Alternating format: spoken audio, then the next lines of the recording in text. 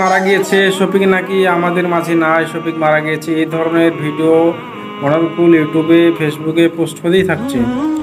Shafiq funny video করে, পল্লিগ্রাম TV চ্যানেলে প্রতিনিয়ত ভিডিও পোস্ট করা হয়, কিন্তু শফিককে এমন কোনো মানুষ নাই যে ওনাকে চিনে না। বাংলাদেশ এবং ইন্ডিয়াতে বাংলা ভাষায় যারাই বুঝে তারা শফিককে, বাচ্চা ছেলেরাই ওনার ভিডিওটা বেশি দেখে।